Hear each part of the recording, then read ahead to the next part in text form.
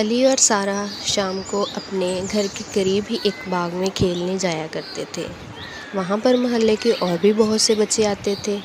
وہ لوگ وہاں کھیلتے کودتے، جھولا جھولتے اور جیسے ہی مغرب کی اذان ہوتی سب اپنے اپنے گھروں کو واپس چلے جاتے۔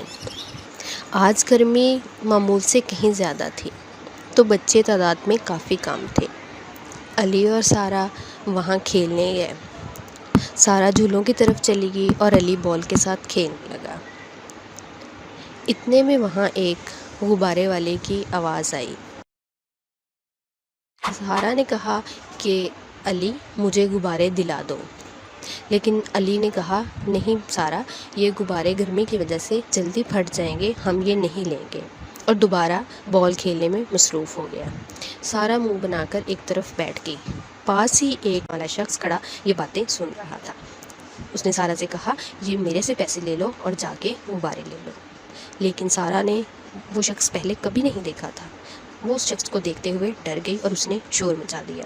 سارہ کا شور سن کر وہاں کھڑے اور بھی بہت سے لوگ ان کی طرف متوجہ ہو گئے۔ یہ چیز دیکھتے ہوئے وہ شخص دیکھتے ہی دیکھتے وہاں سے غائب ہو گیا۔ علی اس چیز پر بہت شرمندہ ہوا کہ وہ اپنی چھوٹی بہن کا خیال نہیں رکھ سکا۔